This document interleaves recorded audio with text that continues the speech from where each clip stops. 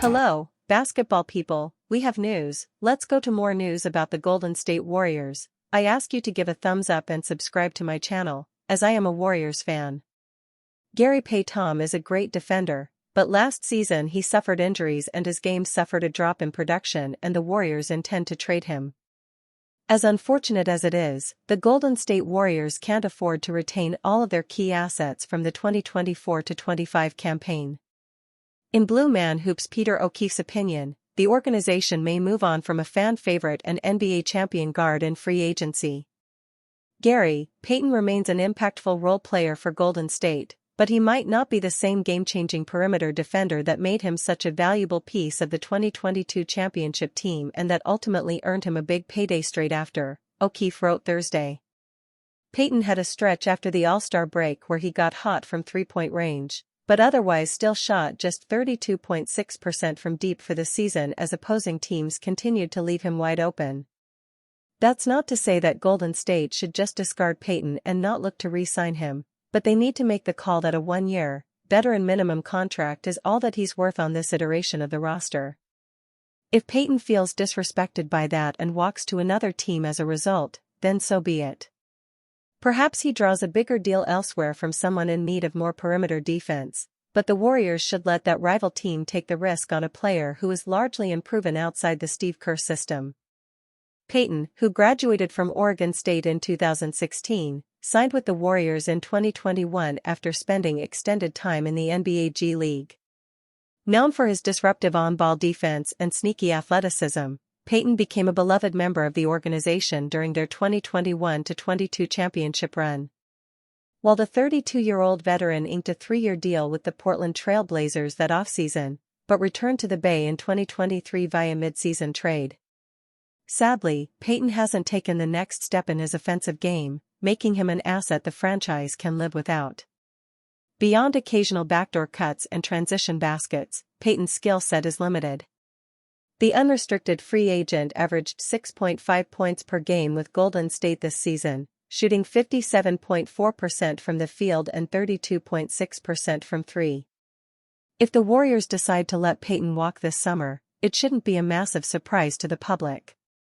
Warriors could grant the Curry brothers' wish if Doc Rivers' rumors are true. This long-awaited reunion could happen.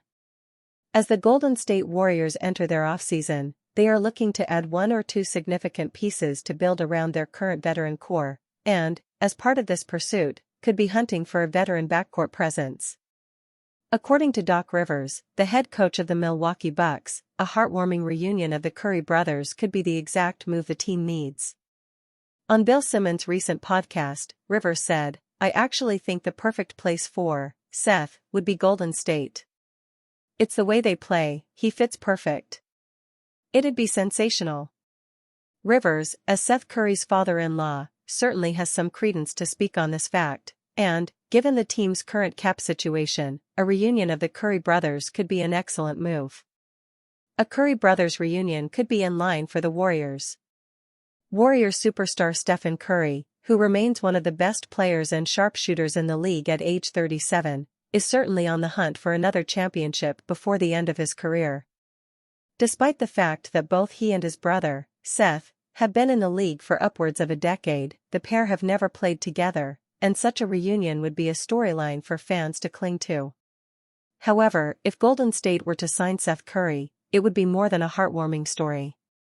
Seth Curry, at 34, could still provide great value to this Warriors team.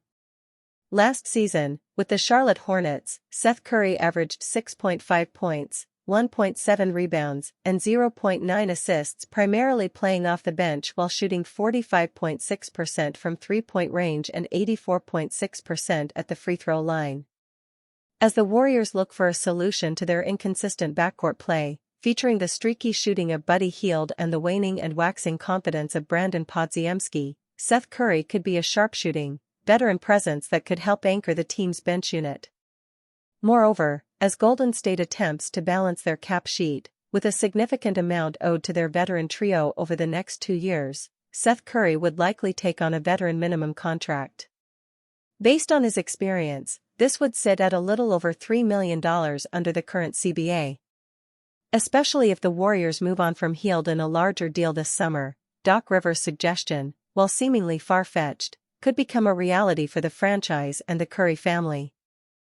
Warriors urged to steal former guard back in shock trade with close rival. The 28-year-old's future is again facing some uncertainty.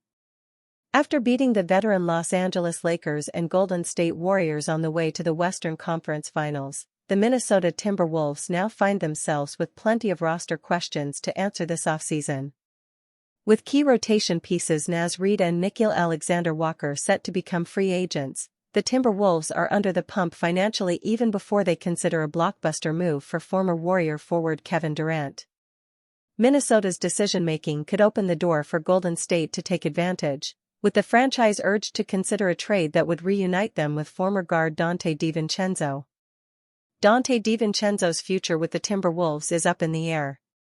Identifying potential trade targets on the latest episode of the Warriors Plus Minus podcast, Tim Kawakami of the San Francisco Standard floated DiVincenzo as an option 2 years after he left the Bay in free agency.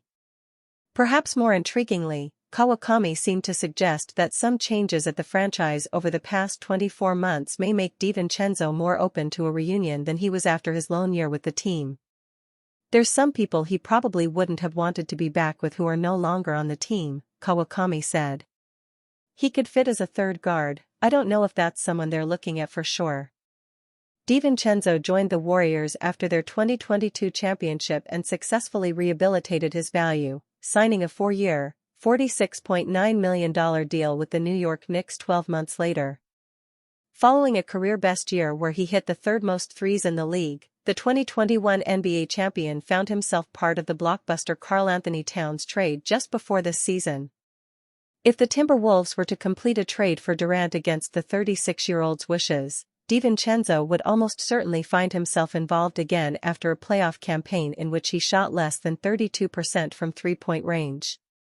Perhaps Golden State could act as a third team in a trade to reunite with their former guard, or could alternatively present a strong pick-based offer if Minnesota signal their priorities to re-sign Reid and Alexander-Walker. The value in DiVincenzo's contract ultimately makes it difficult to see the Timberwolves relinquishing him outside a Durant trade, but it also makes him reasonably obtainable for the Warriors were he to become available. After struggling to find his footing early in Minnesota, the 28-year-old found form to finish the regular season averaging 11.7 points, 3.7 rebounds, and 3.6 assists on an efficient 39.7% shooting from beyond the arc. Warriors predicted to trade Jonathan Kuminga for depth in 3-team deal with Bulls, Hornets. The Golden State Warriors could make a big splash with this move. Jonathan Kuminga and the Golden State Warriors could both get what they want with today's NBA trade idea. Kuminga gets a fresh start with a new team. The Warriors get to pivot into numerous assets for their troubles. After an inconsistent season, with a fluctuating role throughout it all, many believe the Warriors forward will be on his way out of the Bay Area in free agency.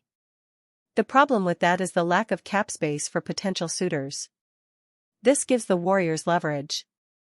A sign-and trade involving Kuminga would allow them to retain some value for the departing youngster. Eric Pincus of Bleacher Report suggested the following deal to help all parties involved walk away satisfied. Chicago Bulls get Jonathan Kuminga from Warriors.